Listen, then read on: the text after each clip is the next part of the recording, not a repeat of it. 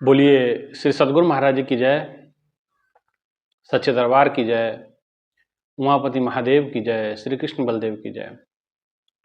प्रिय भगवत प्रेमियों, हमेशा की तरह आज फिर आप लोगों के लिए सत्संग विचारों को लेकर के उपस्थित हुए हैं। भाइयों बहनों, प्रभु की कृपा से, प्रभु की दया से आप हम सब गुरु के बताए मार्ग पे अनावरत आगे बढ़ रहे हैं, क्योंकि जिस भक्ति के पथ को गुरु देव ने दिखाया है, उस मार्ग पे चलना शिष्य का प्राथमिक धर्म है। क्योंकि अगर इस मार्ग पे अगर आप आगे नहीं बढ़ोगे तो आप जीवन की सच्चाई से रूबरू नहीं हो पाओगे।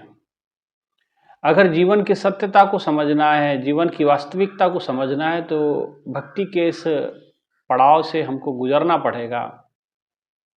इस भक्ति के पड़ाव पे बहुत सारे रास्तों पे मुश्किलात का सामना हमको करना पड़ता है। कहीं हमारा मन हमारे साथ खिलवाड़ करता है, कहीं हमारा तन हमारे साथ खिलवाड़ करता है, कहीं हमारे साथ जो रहने वाले लोग हैं, रिश्तेदार हैं, वो हमें परेशान करते हैं। और भाइयों बहनों, ऐसा नहीं सोचना है कि ये आपके साथ हो रहा है, ये ऐसा समय सा होता रहा है।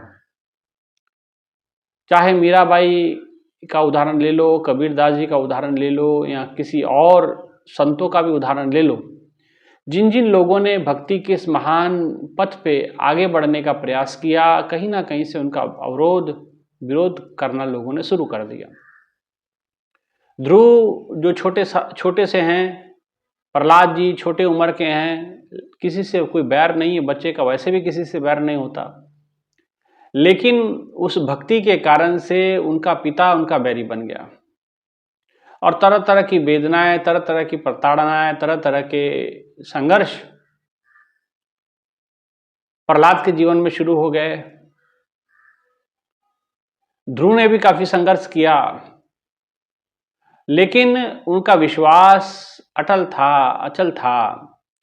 उस विश्वास के कारण से वो गुरु भक्ति के इस पवित्र मार्ग पे आगे बढ़े।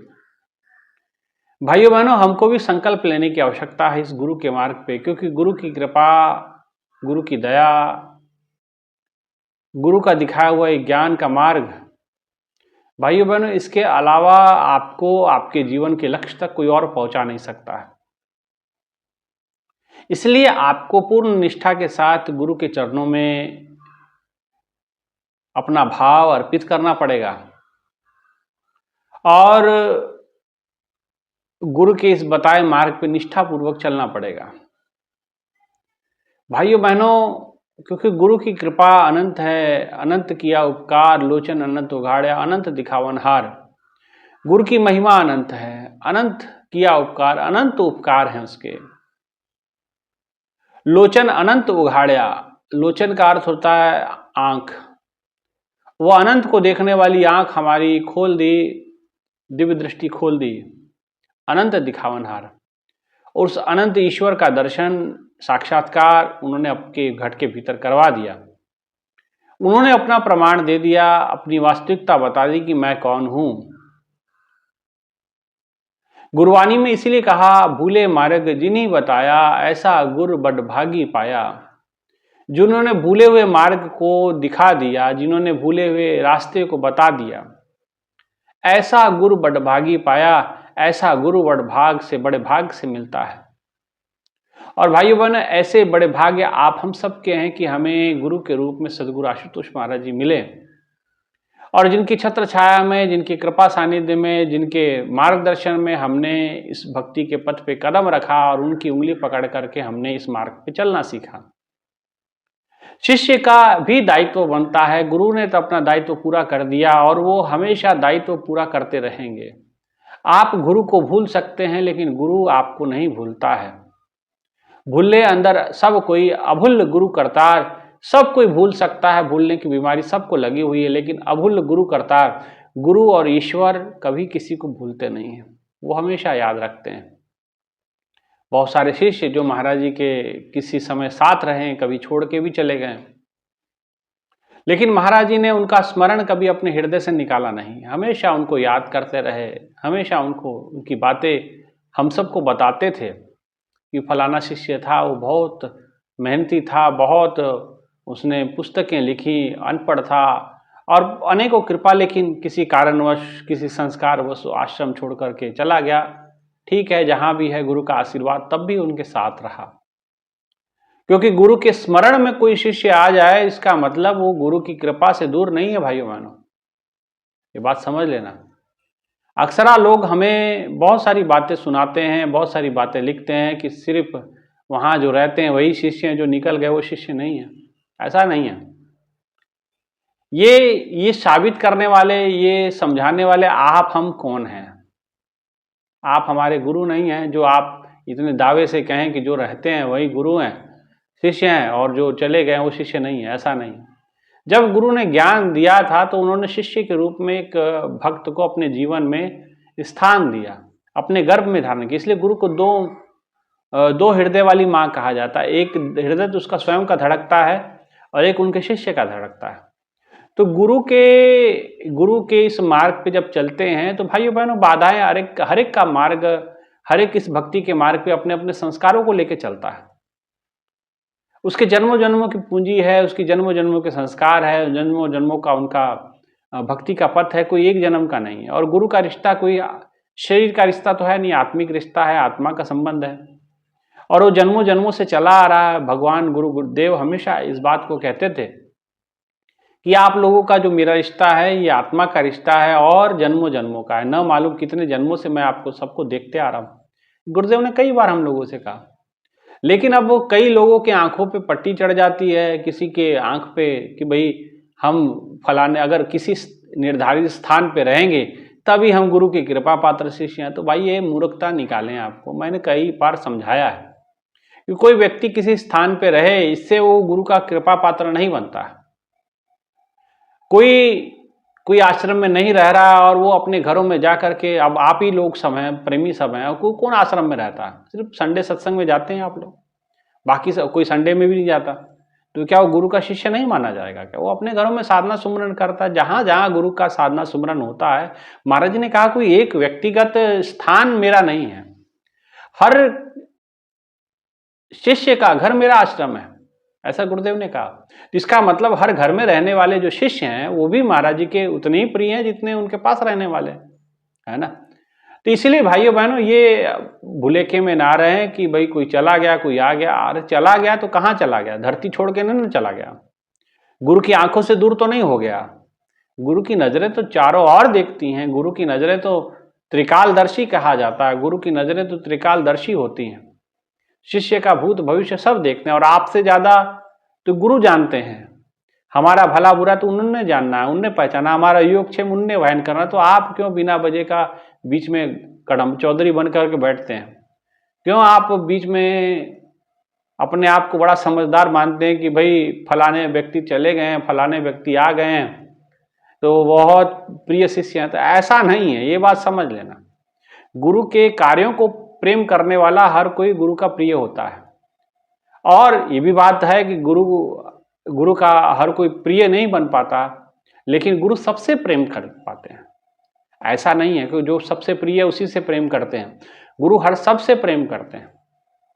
इसलिए किसी कार्यपालिका में रह करके काम करना और स्वतंत्र रह के, गुरु महाराज जी के बहुत सारे शिष्य हैं जो जगह जगह घूम रहे हैं, प्रचार कर रहे हैं, तो क्या और ज्ञान दे रहे हैं, महाराज जी का अनुभूति हो रहा है, तो क्या उनको ज्ञान नहीं मानेंगे क्या आप? है ना। इसलिए भाइयों बहनों, गुरु की कृपा समझें, गुरु की कृपा को जाने। बिना वजह का आप बिना अपना सरदर्द न लें। कौन है कौन नहीं ये आपका विषय नहीं है। गुरु का शिष्य कौन है और कौन नहीं है ये आप नहीं डिसाइड करेंगे, ये गुरु को डिसाइड करने दीजिए, है ना। सतगुरु हैं, हम पे नज़र रखने वाले सतगुरु हैं, तो आप ना नज़र रखें, आप अपने ऊपर नज़र रखें, अपनी भक्ति देखें, अपनी साधना देखें, अपनी सेवा देखें। जो कर सकते हैं करें, जो काम दिया जाता है वो कर सकते हैं तो करें, नहीं करते हैं तो जय श्री राम करें, है कि नहीं।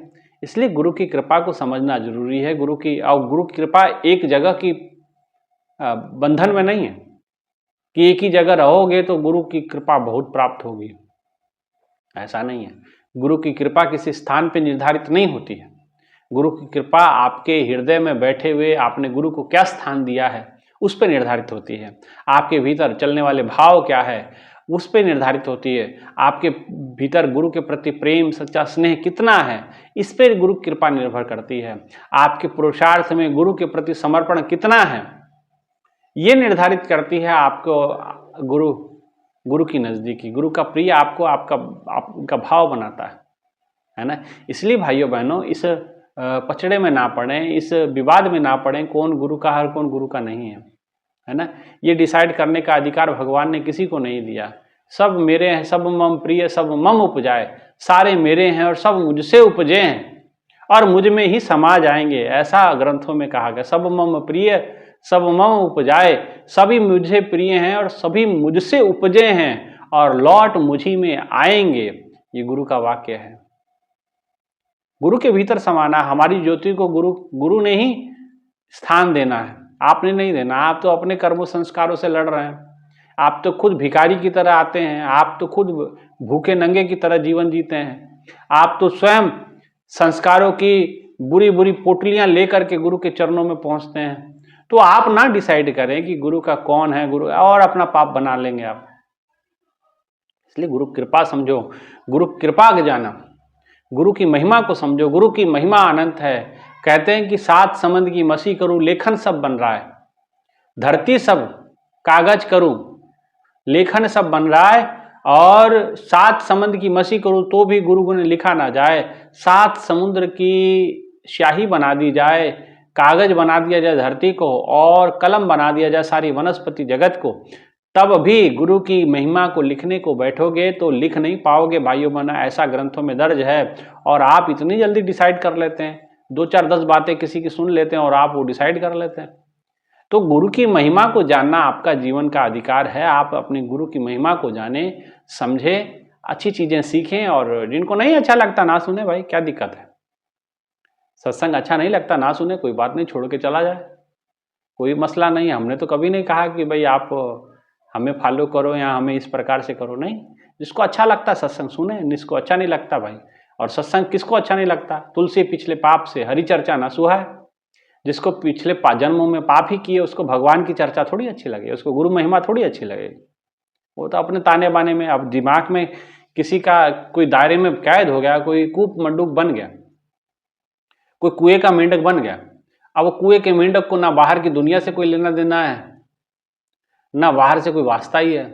उसके लिए तो वही कुआं ही सब कुछ है, उसके लिए तो वही संसार है। ऐसे ही आप सबका हो रखा है। आप एक एक नजरिए से देखते हैं, आप उसी नजरिए से देख करके भाई गुरु महाराज जी की कृपा को समझो। किसी ये ज्ञान अखंड है। अखंड का मतलब क्या होता है, वहां तक आप नहीं पहुंच सकते जहां तक ये ज्ञान पहुंचता है। महाराज जी कहते हैं सृष्टि के किसी कोने में, ब्रह्मांड के किसी कोने में जाइए, इस ज्ञान की उपासना करिए, मुझे आप अपने भीतर पाएंगे। भीतर से गुरु को कैसे निकालोगे, ठीक है ना। इसलिए गुरु की कृपा अनंत है, महिमा अनंत है। आप अनंत महिमा वाले गुरु की कृपा को समझ नहीं पाते हैं और हम जो है अपनी बुद्धि के आधार पे, अपने विवेचना के आधार पे हम अपने आप थोड़ा समझदार मानते हैं। ये आपकी मूर्खता है। इसलिए गुरु कृपा को समझो। और गुरु कृपा किसी से भी कुछ भी करा लेती है। बड़ा अच्छा उदाहरण आता है इतिहास के अंदर, संत एकनाथ जी महाराज का। एकनाथ जी महाराज के पास एक माता आई और अपने पुत्र को लेकर के आई। कहने लगी गुरुदेव आप इस पे कृपा करें। गुरु ने कहा कि भाई, एकनाथ जी महाराज ने कहा क्या कृपा करनी बताएं। माता ने कहा कि ये मेरा लड़का बोल नहीं पाता है, ये भालू की तरह बोलता है, सब इसको भालू भालू कहते हैं।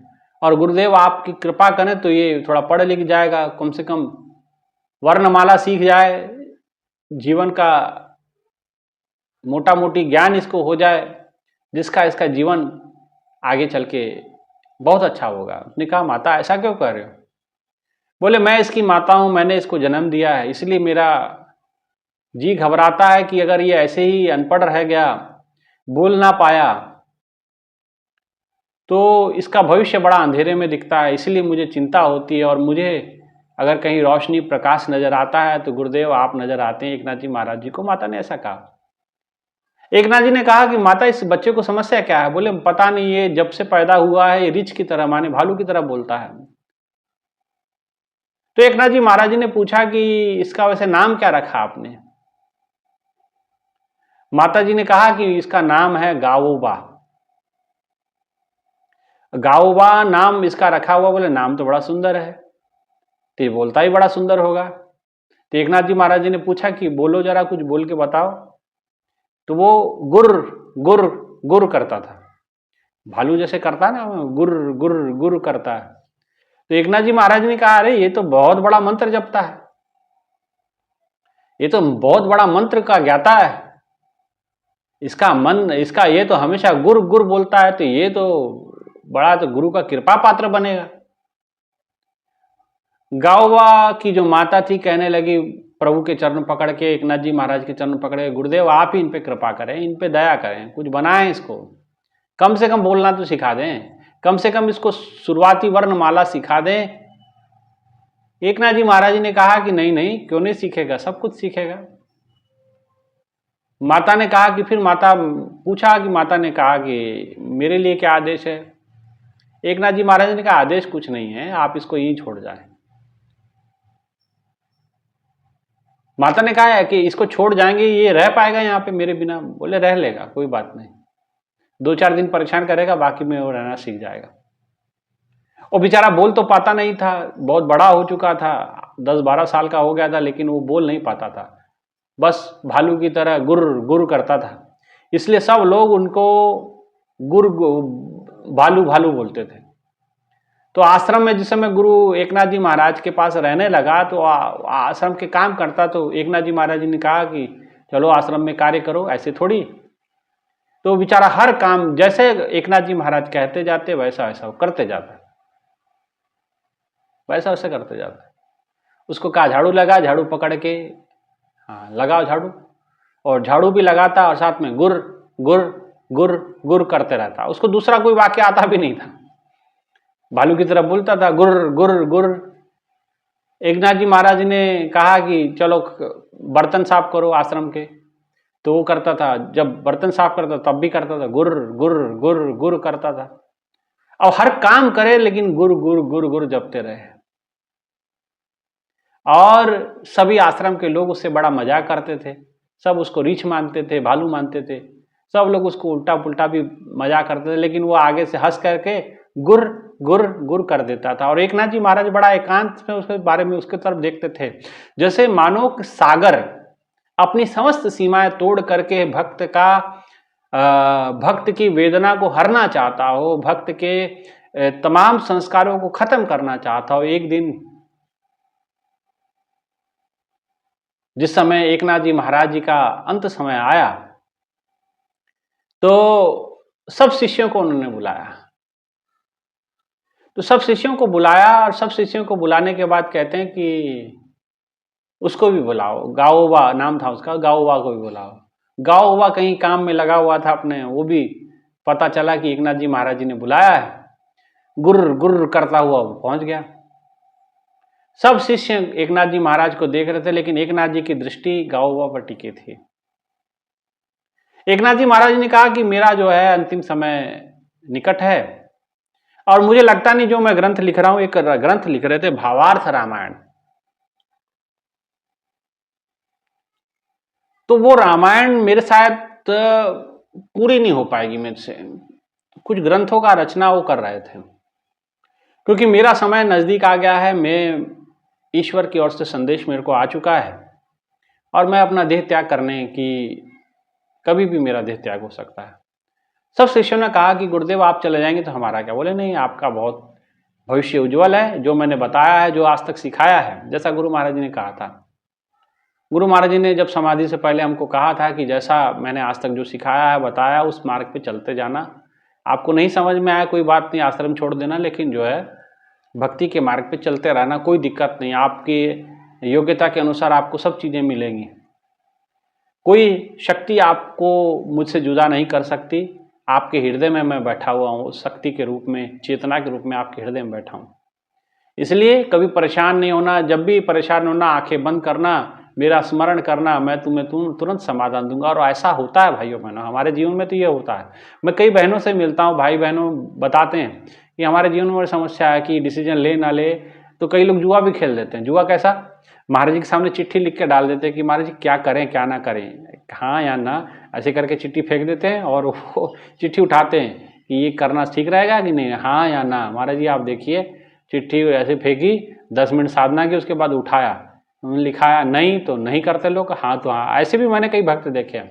खैर आप ऐसा काम ना कीजिएगा, आप साधना सुमरन कीजिएगा और अंतर से ही आपको, चेतना से ही आपको आवाज़ आ जाएगी, अंतःकरण से ही आपको सब चीज़ें समझ में आ जाएगी, है ना। तो ऐसे ही भक्त हैं। अब वो गुरुदेव एकनाथ जी महाराज एकटक देख रहे हैं गाँव बाग की ओर।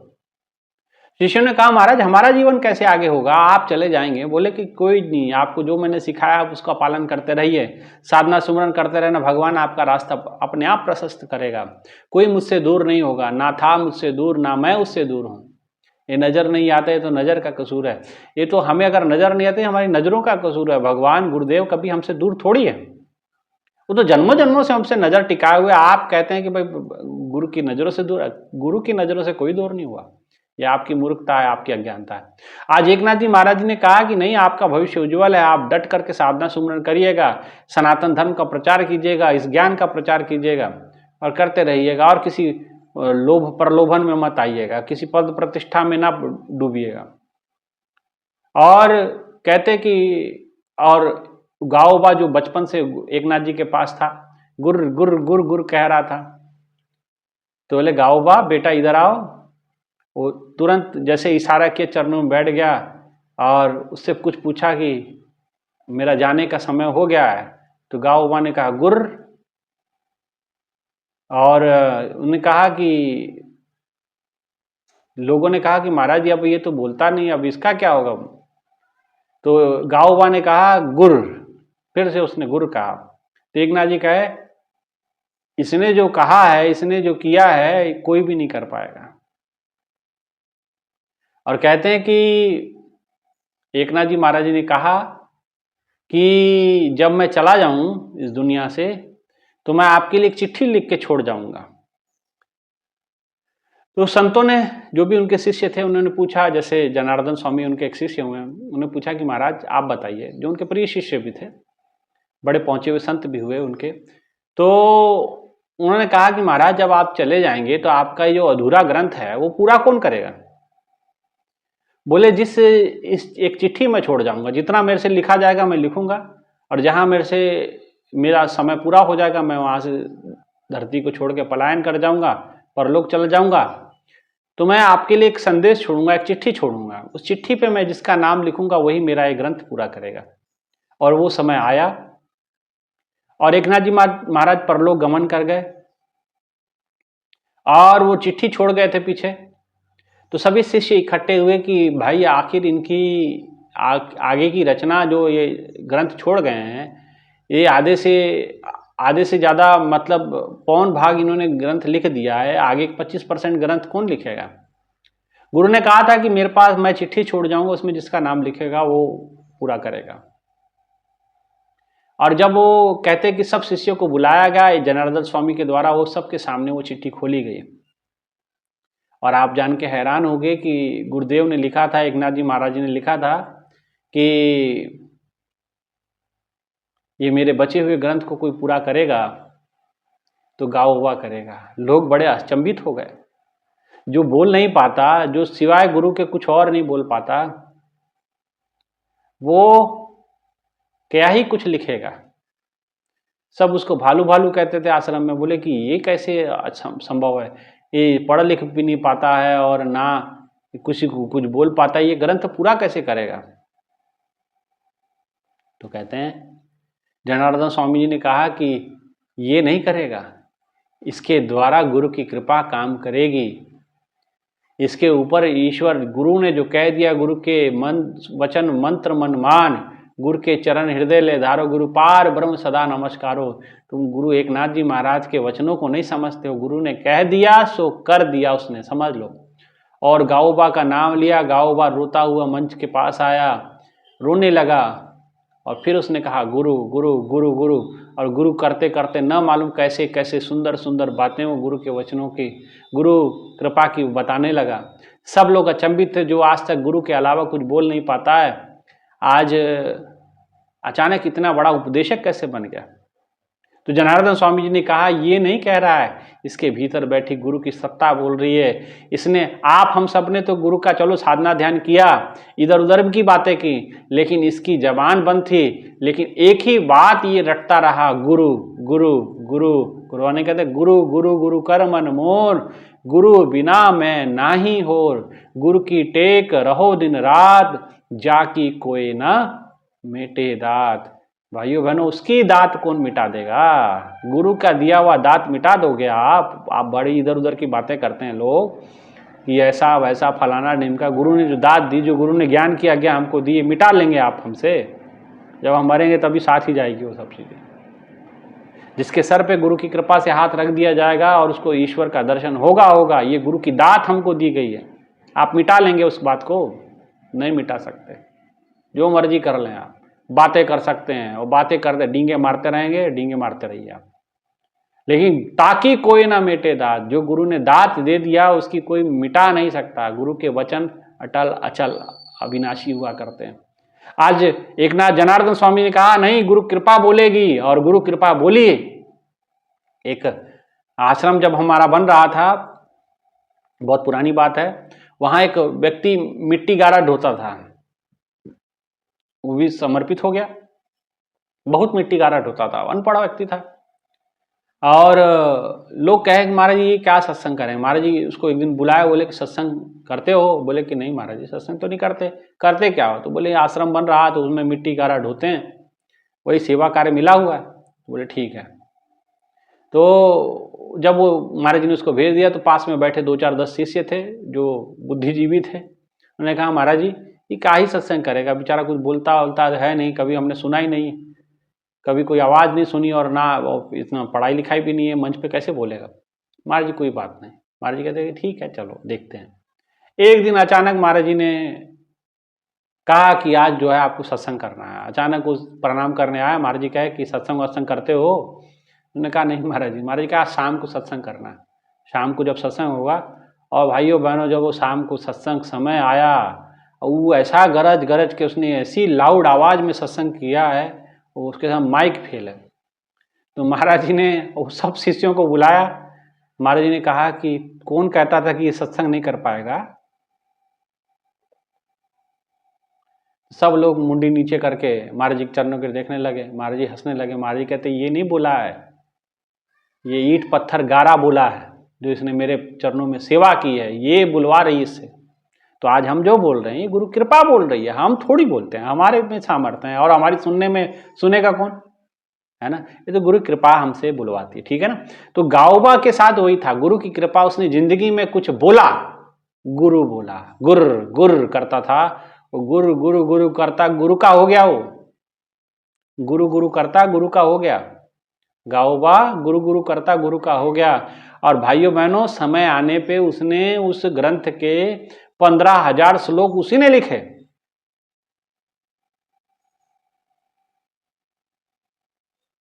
उस ग्रंथ के जो बचे हुए हिस्सा था वो उसी ने पूरा किया। जो पढ़ लिखना नहीं जानता था, जब भी कभी किसी उसकी माता को इस चिंता थी कि ये पढ़ लिख नहीं पाएगा, बोल नहीं पाएगा, आज इतना बड़ा उपदेशक बन गया, ग्रंथों के रचनाकार बन गया। ये क्या था? ये गुरु कृपा थी, जिसने जीवन में सिर्फ गुरु गुरु गुरु किया, है ना? इसलिए भाइयों बहनों, गुरु गुरु गुरु कर मन मोर, गुरु बिना मैं नाही होर। इसलिए गुरु के बिना कुछ नहीं है, केवल और केवल गुरु कृपा बोलती है। भाइयों बहनों, हम चाहे बोलें कोई और बोले, चाहे हमारी बहनें साध्वी हैं, चाहे बहन स्वामी जी लोग हैं, गुरु कृपा बोलती है। जैसा जिसके अंदर भाव स्वभाव है उस आधार पे ही गुरु कृपा कार्य करती है, ठीक है ना? इसलिए भाइयों बहनों, आप इस चिंता में ना पड़ें, हमारा क्या होगा क्या नहीं होगा, आप अपनी चिंता करें। हमें है काम ईश्वर से जगत रूठे तो रूठन दे। आप ईश्वर से मतलब रखिए और अपने कल्याण के बारे में सोचिए, अपने आत्मा कल्याण सोचिए, हमारा ना सोचिए, हम अपना कर लेंगे, हमारा कल्याण हो रखा है। जिस दिन गुरु ने सर पे हाथ रख दिया था हमारे, उसी दिन हम सोच रहे हैं हमारा कल्याण हो गया। जिस दिन मुझे बेटा करके महाराज जी ने बुलाया था, उसी दिन मेरा कल्याण हो गया था। इसलिए अब हमें किसी और आश्रय से जहाँ का मिले ना मिले, मुझे तेरा सहारा सदा चाहिए। मुझे उसका आसरा है और वो सदा रहेगा, सदा उसका आशीर्वाद वाला हाथ। जब भी मैं गुरु महाराज जी की चर्चा करता हूँ तो मेरे रोम रोम खड़े होने लगते हैं, है ना। तो इसका मतलब महाराज जी ने कहा था कि जब भी तेरे साथ ऐसा होगा तो तुझे ये आभास होना चाहिए तेरे साथ दिव्य शक्ति काम कर रही है, ठीक है ना। तो ये गुरु महाराज जी की कृपा है। तो इसलिए जैसे गाओबा ने जिंदगी में एक ही उपासना की, गुरु गुरु गुरु गुरु गुरु बोलता रहा और उसने जिंदगी में विजय प्राप्त की और महान उपदेशक, महान संत भी बने और आगे चल के गुरु के बचे हुए कार्य को, ग्रंथ को पूरा भी किया, ठीक है ना। इसलिए आप सभी भी ये समझें, गुरु गुरु गुरु कर मन मोर। जिसने गुरु गुरु किया उसका, उस पर गुरु की कृपा, वो गुरु के जैसा ही हो गया, ठीक है ना। तो गुरु कर ले आप समान, गुरु अपने जैसा ही कर लेता है ना। इसलिए गुरु और पारस में बड़ो अंतरो जान, गुरु पारस लोहा कंचन करे, गुरु कर ले आप समान, गुरु अपने जैसा कर लेता है। ये गुरु की कृपा है, ठीक है ना। इसलिए भाइयों बहनों, इतना कहते हुए विचारों को विराम, यही आशा उम्मीद के साथ कि आप सभी किंतु परंतु न करते हुए गुरु गुरु का रटन करेंगे, सतगुरु सतगुरु का रटन करेंगे, गुरु के बताए हुए मार्ग पर चलेंगे। इन्हीं मनोकामना के साथ, इसी भावों के साथ आज के विचारों को हम विराम देते हैं और आप सभी से आग्रह, चैनल को सब्सक्राइब कर लीजिएगा और ताकि रोज आपको सत्संग प्राप्त हो सके, ठीक है। बोलिए श्री सद्गुरु महाराज जी की जय, सच्चे दरबार की जय, उमापति महादेव की जय। धन्यवाद।